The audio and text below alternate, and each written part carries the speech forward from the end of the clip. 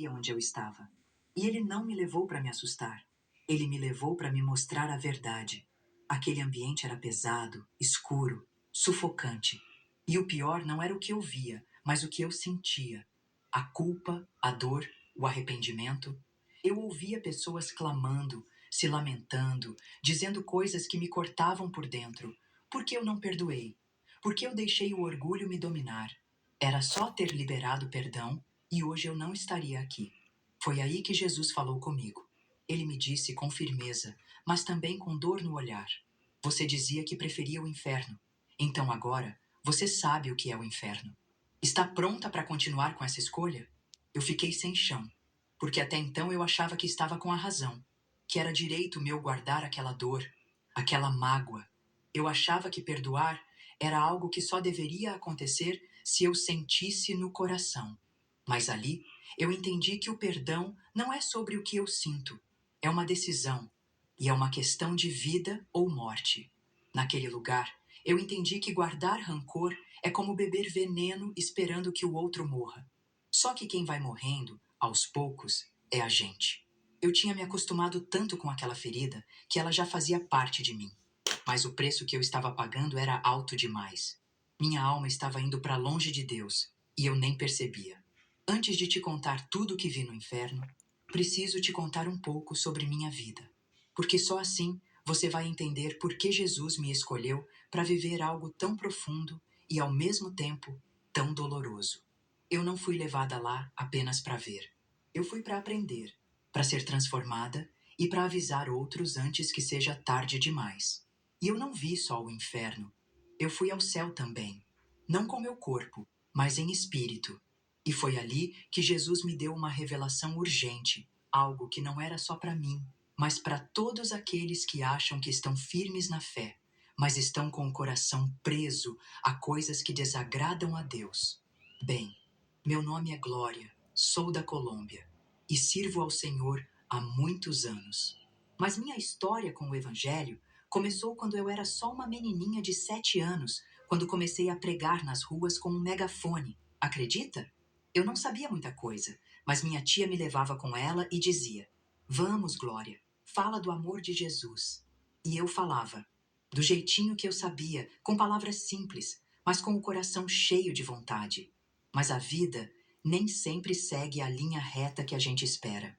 Aos 15 anos, eu me afastei dos caminhos do Senhor. Comecei a procurar minha mãe biológica, porque eu queria entender de onde eu vinha. Queria encontrar respostas para as perguntas que me machucavam por dentro. E nessa busca, eu me perdi. Depois me casei e, como muitos casamentos, enfrentei dificuldades. O peso das responsabilidades, os conflitos, as frustrações. Tudo isso me empurrou de volta para a presença de Deus. Foi como se Ele tivesse me esperando de braços abertos, mesmo depois de tudo. 6 meses depois que voltei para a igreja, me batizei. E ali recomecei. Comecei a servir no ministério de louvor, tocando pandeiro, adorando. Era como se Deus estivesse costurando meu coração de novo, ponto por ponto.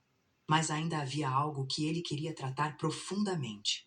E você me pergunta, como foi essa experiência? Eu te digo com o coração na mão. Foi no meio da dor, no meio da tempestade, que Deus me chamou. Depois disso, eu ainda me afastei novamente da igreja e de Deus, quando tudo parecia escuro demais para continuar. Eu não queria mais viver. De verdade.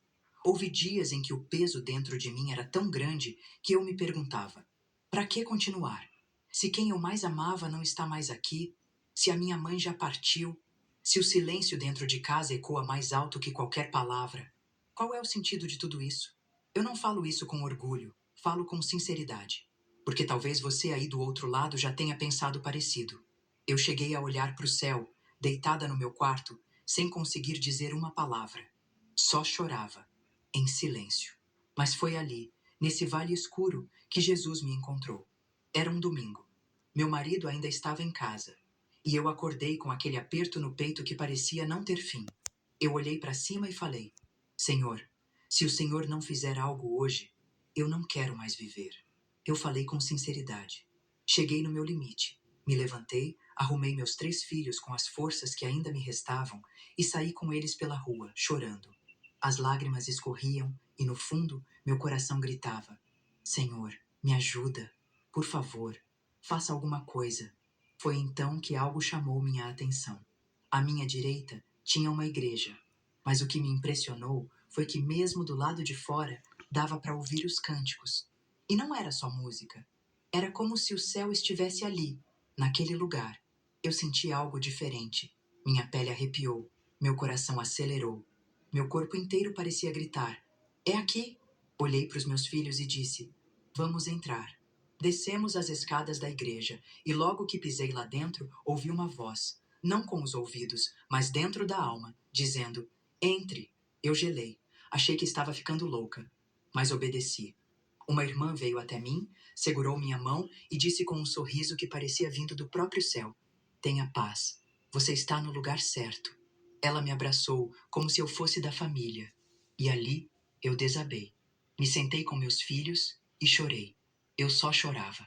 5 minutos depois, o pastor parou a mensagem.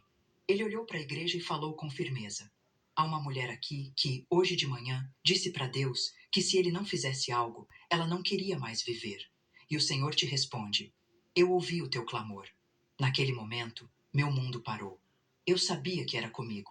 Como ele sabia? Quem contou? Mas ninguém contou. Foi o próprio Espírito Santo. Foi Deus.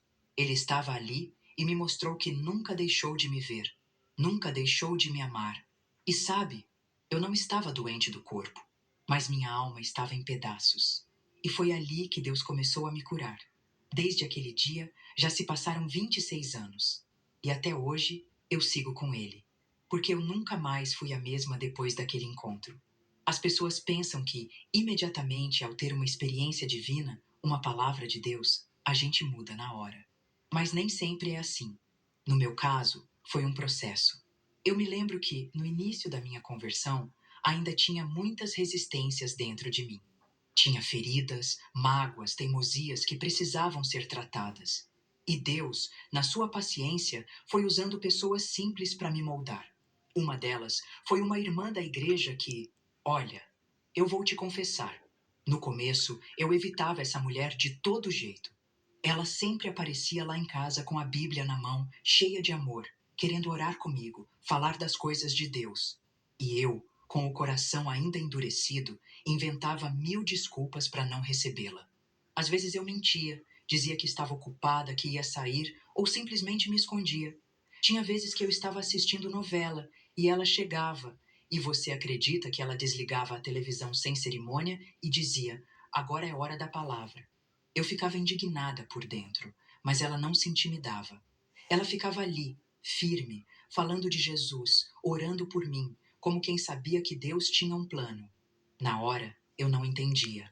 Achava exagero, achava incômodo. Mas hoje, hoje eu olho